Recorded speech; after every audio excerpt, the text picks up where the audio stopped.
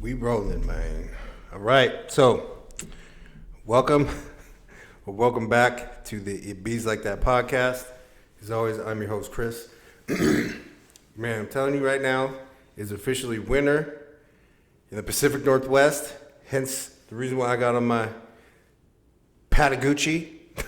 Patagonia is the Gucci of the Pacific Northwest. If y'all don't know, now you know. Anyway, so this is a second iteration of an episode that I made this morning, which I'm going to give you some context for. I won't call it divine intervention, but intervention nonetheless. The previous episode that I'd filmed was I was very emotional, very passionate, very empowered. And I didn't say anything that I didn't mean. However, at this point in my life, I am beginning to find a balance for myself, feeling as though I retain some intestinal fortitude, my activist spirit, and a dang backbone, with what is more commonly known as playing the game. Now, not to be confused with Chris acquiescing to status quo in any way, shape, or form, because y'all know that ain't gonna happen.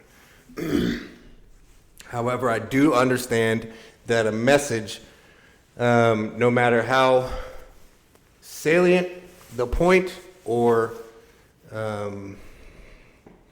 otherwise powerful, impactful, and important, can be lost in delivery. I've been guilty of this many times in my life, and I will probably be guilty of this multiple times again for the remainder of my life. I'm cool with it, but this is, again, me in a bit of a growth phase, recognizing that it isn't as much about how I feel about something as it is about how important the message is, and how equally important it is that it is understood and in no uncertain terms mistaken for anything else, right?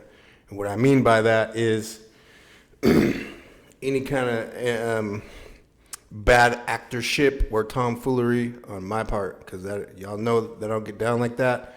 So here it goes. I've said this in every single professional space that I've occupied. Since I switched careers, I've said this to supervisors, managers, managers, CEOs, head of heads. It didn't matter to me, because when I look at people, I don't see credentials.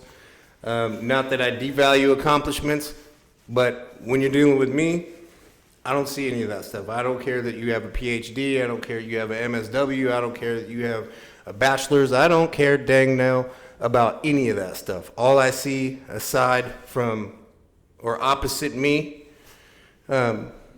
is a human being. Now, how that interaction goes is going to depend on how comfortable you are with very defined boundaries.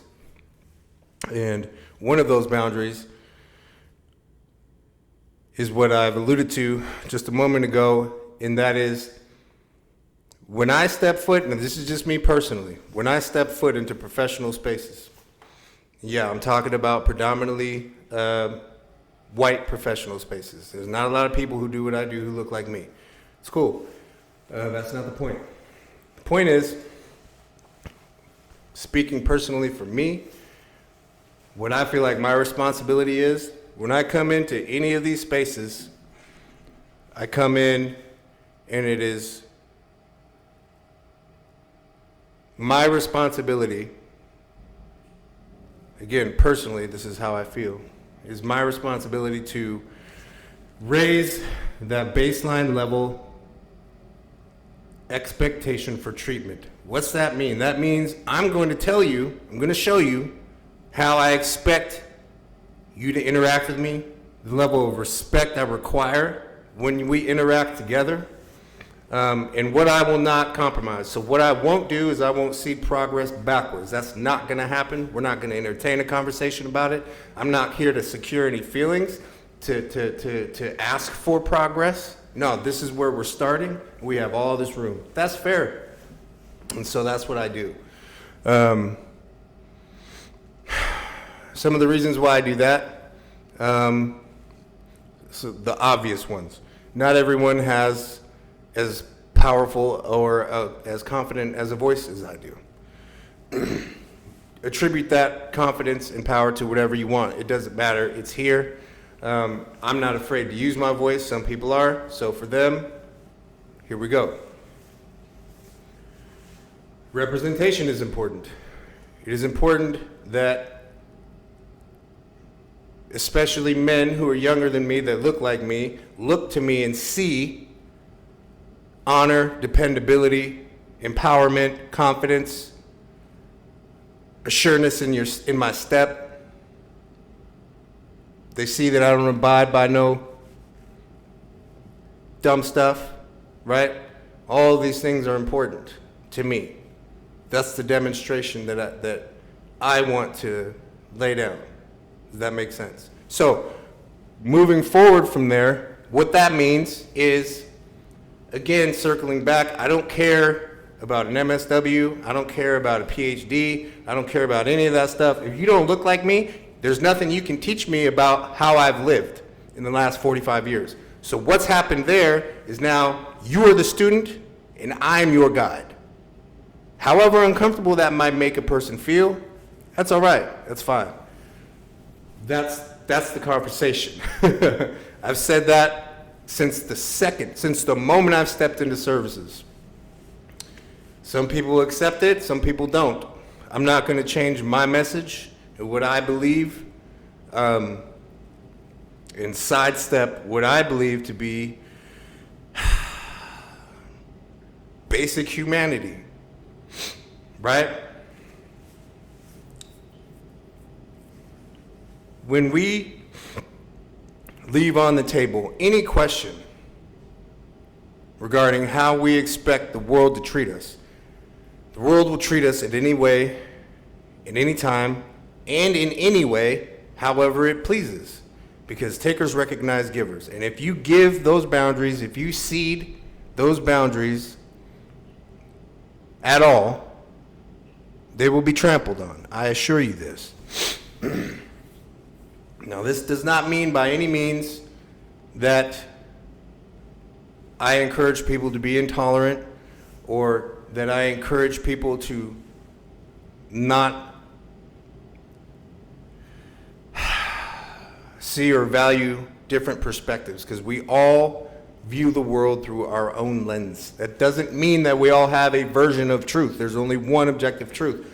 But we all are impacted and process our environment differently. So you have all of these different data points and all of these different access points coming together, hopefully going and working toward the same thing, whatever that might be. In this circumstance, that is an elevated baseline expectation for treatment. That's what I expect out of people. I don't expect to be managed. I don't expect to have my intelligence insulted. If we ain't got nothing to dialogue about, if we don't have anything to talk about or process, that's cool. Keep it pushing.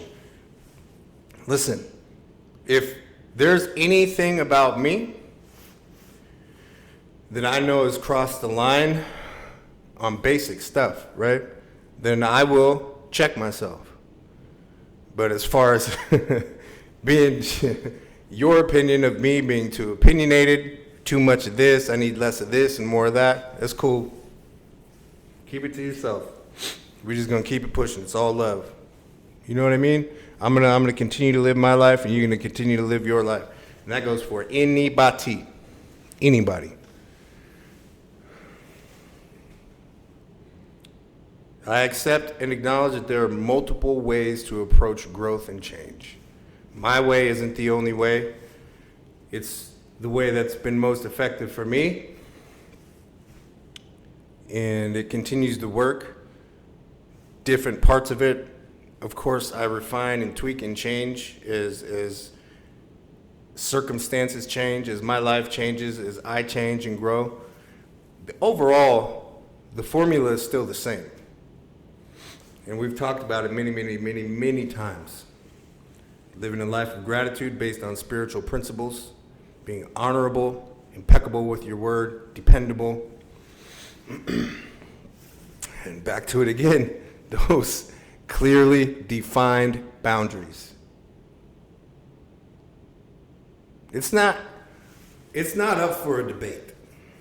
This is the way that it rolls, no matter what, no matter who I'm talking to. You can ask anyone who knows me well enough, this is how I operate around anyone. You could be a CEO of a company, that doesn't faze me at all. I don't care. I don't care about status. I don't care about credentials. I don't care about any of that stuff. What I care about is this.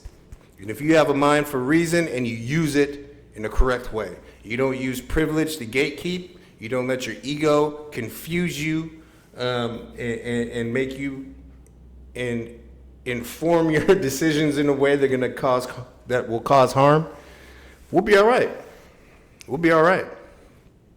But I'll tell you straight up, and I'll repeat this last time, so I'm going to leave it there. When it comes to this, if you're an ally, it's because you've been invited to be one. That should sink in.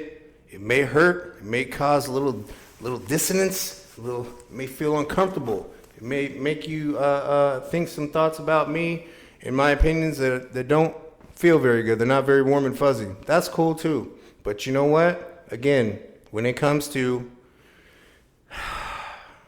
the life I've experienced, you can't learn that anywhere. There's no memorization of rote fact that you can regurgitate on anything pertaining to being a black man in the U.S. that you could teach me. If you're not me, if you've not gone through similar things that I've gone through, that's where I'm gonna leave it. So if you're an ally, accept the role of the guided, right? That's how I'm gonna keep it. If you didn't do it on the way in, do it on the way out. Hit that like, subscribe, post notification bell so you can stay up to date on all the crazy and informative and hopefully informative things that we talk about here on the Bees Like That podcast. So before I close this out though, I said a lot of the same stuff in this episode that I said in the one that I recorded earlier. This one was passionate too because I want to get a point across. But at the end of it, there's a joke about this in my house here. At the end of it, my wife didn't know that I was filming content. She came home and kind of interrupted the last part of it. So, and then, based on, there was other things that came into play too, parts of a conversation that I had with someone yesterday. And I had to just let this stuff be known.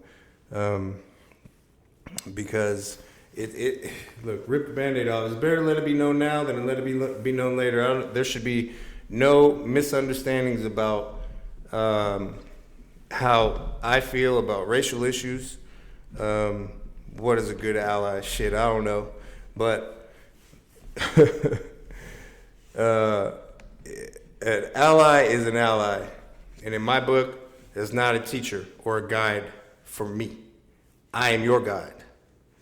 That's the conversation. Take it how you want. Peace, y'all.